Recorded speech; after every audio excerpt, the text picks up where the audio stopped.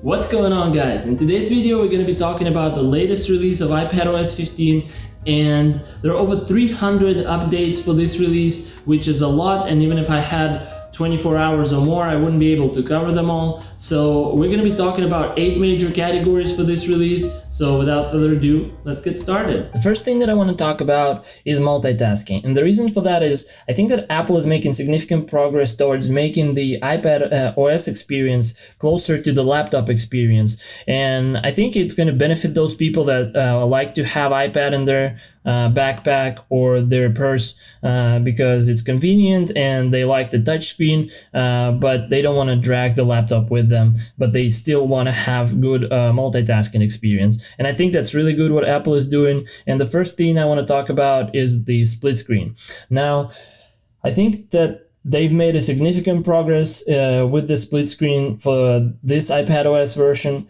And as we remember in the previous iPadOS 14 version, the only way for you to get the split screen is you would have the app open and then you would have to bring up the dock and place the app over the other app, and that way you get the split screen. Then you can modify the way you want it to look, but that was pretty much the only way. And now there are multiple ways, and I really like that what they did with it. So I'm going to show you the first one. Let's say I have my browser open. Now if you look at the top, we have these 3 dots, and if we click on it, there are 3 options. There is full screen, there is split screen, and there is a slide over.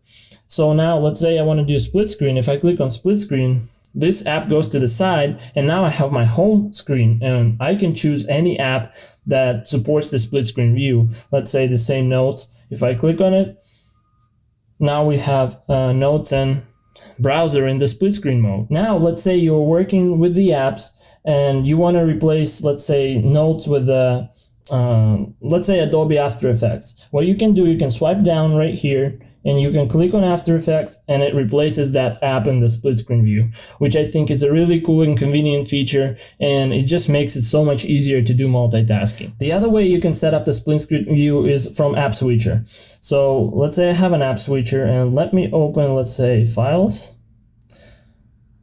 And now in order for me to make notes and files in the split screen view, I can take Files, drag it over Notes, and just like that, it created the split screen view. Super easy, and I think that's a huge progress towards the multitasking. Another feature that I want to talk about is the center window. So let's say you have Notes, or you have Messages, or you have email. So if you don't want to exit the current view, what you can do, let's say you have an email or a note or a message in this case, you can just long press and hold and click Open a New Window.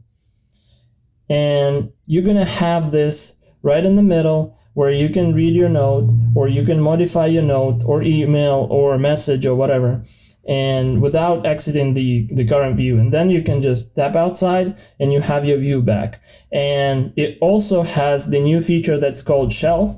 So Shelf is basically like where you can have multiple windows for the same app. Let's say I wanted to work on Note, on Exit Note, and now let's say I want to work with Note 1. What I can do, can open another window and tap out, and now I can quickly switch between the two. And let's say I want to have another instance of this. What I can do, bring up the dock, tap on it, and now we have this new window, and I can create as many windows as I want, which is a really nice feature and allows you to quickly switch between, let's say you're working on 2 different notes and you can quickly switch between them, or you're working on 2 different emails and you need to copy from one email to another. And I think it just makes it a little bit easier to work. Now let's talk about the Widgets and App Library. As you remember in iPadOS 14, the widgets were on the left side and you would have to swipe to see them. And they're still here, you can see them, but now with this new iPadOS 15, you can actually place widgets on the home screen, which is a really nice feature. So you're just gonna hold and press, and as you can see, you can modify all these widgets, or you can add more widgets. Let's say I'm gonna add the watch list. So I'm gonna click Add Widget, and I can place it anywhere. And then click Done, and just like that you have your widgets.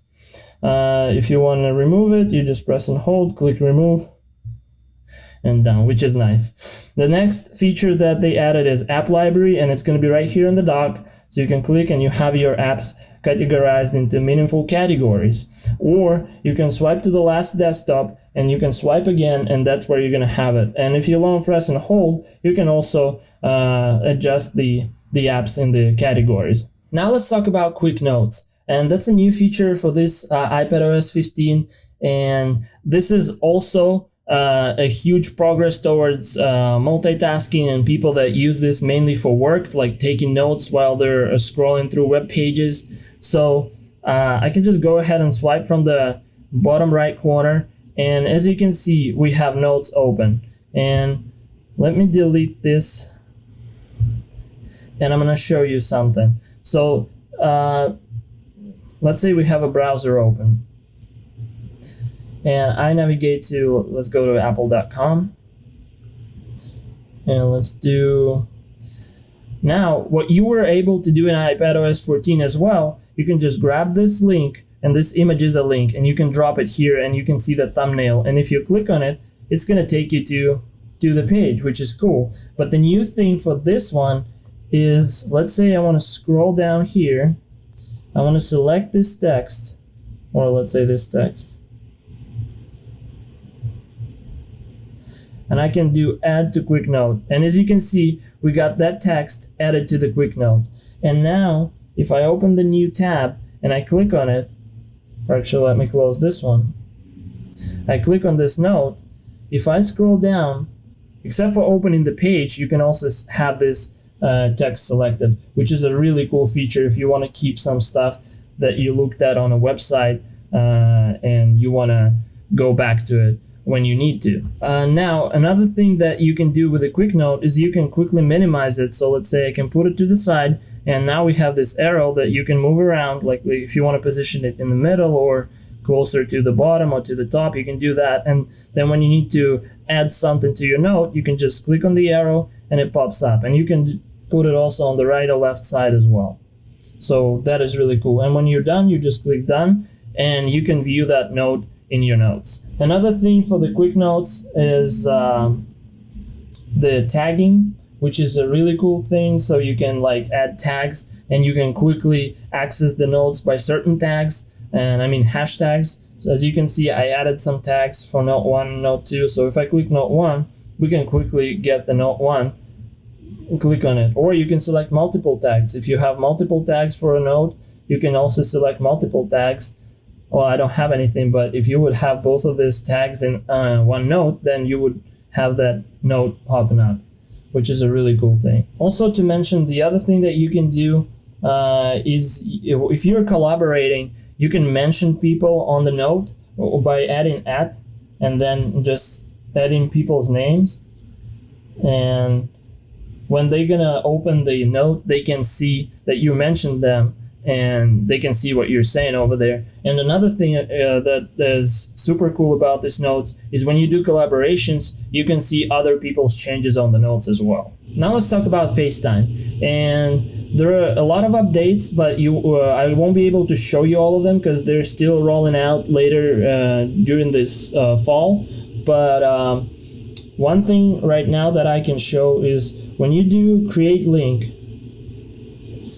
now you can send this FaceTime link to not only to Apple users, but also to Windows and Android users. And when they're going to receive that link, they'll be able to open that link in the browser, and you'll be able to FaceTime Android and Windows users. And I think that's a huge step forwards towards better integration of the FaceTime into the Windows and Android as well.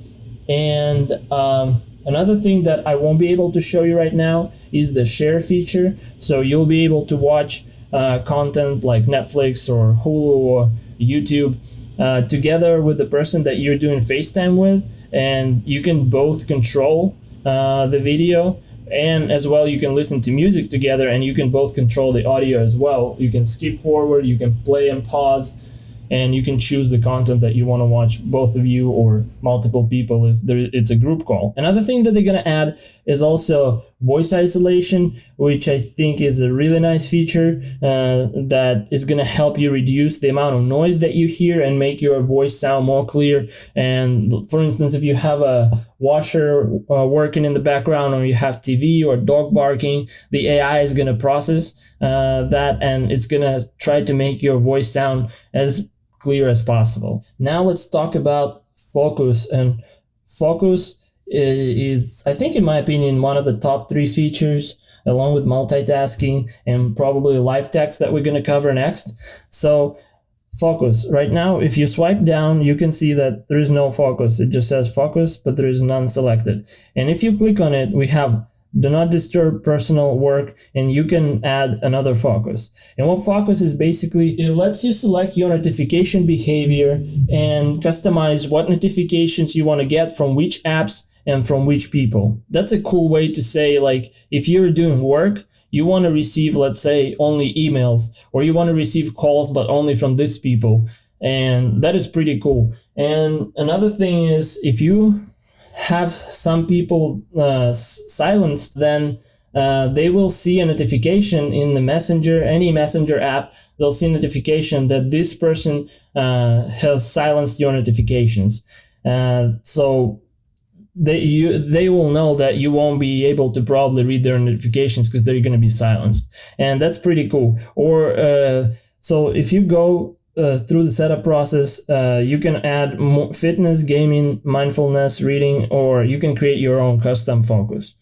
And let's say if I go through, let's say, fitness, so you can add person that you want to allow notification from, you can get calls from, and let's say I want to allow none, and then allowed apps and allow none, and you can turn it on automatically, or you can skip that, and I'm done. And automatically would be this schedule. So you can set up when you want it to start. Let's say, you're going to the gym from 6 to 7. You can set up your focus to be from 6 to 7 for fitness. Or let's say location, you can mark your gym's location on the map, and the app, the OS is going to know that you're in that location. You're probably going to the gym, so they can switch to that focus as well. Or when you're opening certain apps, which I think is a really convenient way to make your focus change without you actually manually changing the focus. Now let's talk real quick about Safari updates. So here we can now have tab groups. And what tab groups is, let me just open one more page. So we have Apple. I think I created a bunch already. Yeah. Anyway, let's say I have these 2 tabs open and it's related to Apple. I can just click right here and I can do a new tab group from 2 tabs. So I can create a tab group and it will open these 2 tabs. And then I'm going to have another space for other tabs. And I can create as many as I want. I already created some, as you can see. 3 tabs here, 2 tabs here. Anyway, that's a really convenient way to organize your tabs. And I think this is a really nice feature if you're trying to stay organized while doing your work. Another nice feature for this iPadOS release is extensions for Safari. So if I go, right now, if you look at the Safari, you won't see any extensions because I have to install them. But if you go to settings and you go to Safari, you can see there is extensions options. And if I tap on it and I click more extensions, you have all these options. These are going to be the same as for your iMac Safari browser or MacBook Safari browser, basically any desktop browser. And it's pretty cool. Let's say if you want to work, let's say you're working on the blog, you can install Grammarly to check your grammar while you're writing your blog, or you want to sit on the bed without getting up. You can use your iPad to shop and use Honey to apply coupons. So earlier you would have to use the desktop version on the MacBook or iMac, but right now you can do it straight from your iPad, and I think this is a plus for Apple. Now let's talk about the maps. The maps got a serious update, and if you look at the globe overall, it looks more interactive. The colors look nicer. You can clearly see the forest, the deserts, the water. So this just got way nicer and it got really smooth. And the other feature for this release, if you go to San Francisco and New York, let's say I zoom in on New York, I can do 3D options, and some of the cities have more details. So far I noticed that New York and San Francisco have these details, like you can see the crossroads, you can see those trees, and this 3D looks nicer. You can still zoom in with 3D on other cities, like let's say if I go to, let's say, Philadelphia, I can still zoom in and it's going to look 3D, but it's not going to have as much detail. I think they're going to keep working on that, but that's a really cool feature and I really enjoy it. And another feature that I like is transit. If you click on transit, you can see all the bus routes, all the railroad routes, and so on. And that's really nice. You can see a local transit system. You can see a railroad system, let's say across the US. And if you zoom in, you can see with gray the bus stations, which is really cool. And if you tap on it, it gives you the details on the buses and schedules, which is really nice. And the last feature that I wanted to talk about is going to be live text. I think this is one of my top 3 favorite features for this release. And what live text does is if you take a picture, and I think I have a picture. Yeah, let's say this one.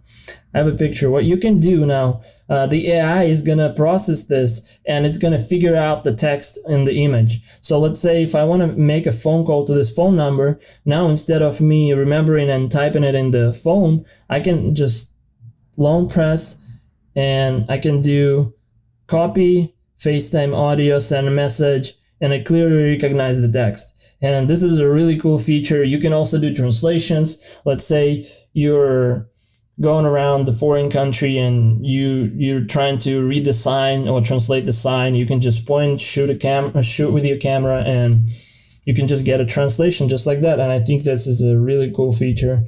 As you can see, we have translate and we can just translate. And that was it for the major iPadOS 15 updates. I hope you enjoyed the video. If you did, please give it a thumbs up. And if you want to see more content like this, please subscribe to my channel. And I'll see you all in the next one.